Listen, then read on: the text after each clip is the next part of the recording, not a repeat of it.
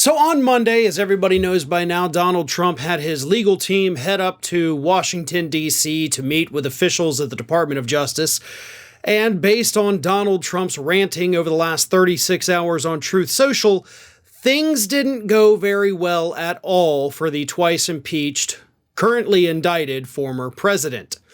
Here are just a sampling of some of Donald Trump's definitely outrageous posts on Truth Social. And I will actually say, before I even read these, this may be the biggest freak out I have ever seen Donald Trump do. Like, this man clearly does not believe in the whole never let him see you sweat thing, because he is broadcasting to the entire planet that he is absolutely terrified of Jack Smith and the DOJ. So here's what Trump had to say. The Marxists and fascists in the, you know what, let me just go ahead and stop actually just like 4 words in here. Those are actually conflicting ideals, okay?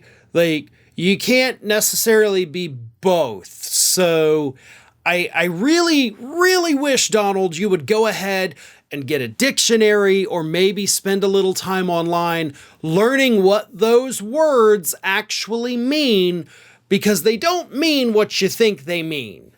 So let's just get that out of the way first. Anyway, the Marxists and fascists and the DOJ and FBI, and actually, by the way, you don't have to say DOJ and FBI, because the FBI is actually a part of the DOJ. So when you say DOJ, that actually also includes the FBI. Now, let's see if I can get through the first sentence. The Marxists and fascists in the DOJ and FBI are going after me at a level and speed never seen before in our country, and I did nothing wrong. Joe Biden keeps thousands of documents in many locations, some illegally taken from skiffs while he was a senator, a big portion of which were classified. He didn't want to give them back and still doesn't. Nothing happens to him with same reasonable prosecutor who correctly exonerated Mike Pence. I have a much different prosecutor, a Trump hater. It's all about election interference. They don't want to run against me. I ran twice. I did much better the second time, getting millions and millions more votes than the first, a record for a sitting president, and am leading Biden in the polls by a lot. They are the party of disinformation. They are using the DOJ and FBI against me to rig the 2024 election. They'll hit Hunter with something small to make their strike on me look fair. Nothing about these fascists is fair or honest. Fight. There's more.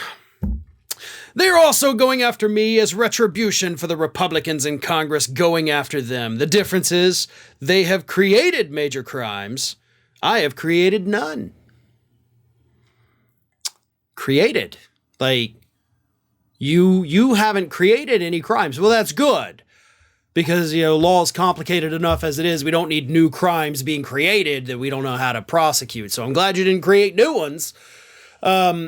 Seriously, dude, get a thesaurus, get a dictionary, get all kinds of things to help you understand better how to use the English language, because you suck at it.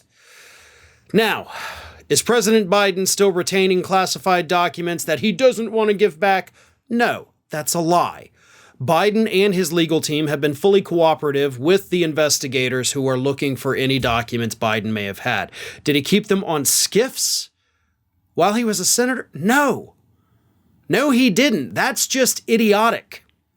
What are some other ridiculous things he said here? They'll hit Hunter with something small. See, to me, that seems like Trump understands that neither the Republican investigation in the House nor the DOJ's investigation into Hunter Biden is going to lead back to anything other than, of course, minor gun charges, which is most likely what he's going to be hit with. Trump is trying to create the narrative around that so that it makes it seem like the DOJ is doing it intentionally to make his charges look worse. It's a very stupid idea, but he's desperate, and that's all he's got. He talks about his number, like, I have millions more votes. Sure, you got millions more than the last time, but you still lost. So, there's that. Not to mention the fact that you are not polling ahead of Biden by a lot. You're polling ahead of him in some polls that, honest to God, as I've said, are flip-flopping about every 7 days. 2 weeks ago, Biden's beating you. A week ago, you're beating him right now. I don't know. I haven't seen polls this week because I don't care, because the only thing that matters are trends. And right now, trends are telling us that voters don't know what the hell they want for 2024. So I think that kind of refutes most of Donald Trump's points. But the biggest point to underscore through all of this is that this man is terrified. He went on and on and on. I mean, I could sit here for the next hour reading you his rantings and ravings from Truth Social, but none of us should have to endure that.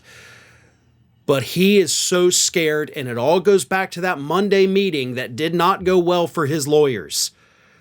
I mean, it went so poorly that the next day, Tuesday, yesterday, Jack Smith actually brought his grand jury down to Florida. Like, that's how bad it was. Like, okay, guys, we got to go on a field trip. So pack your bags. We're going to Disney World.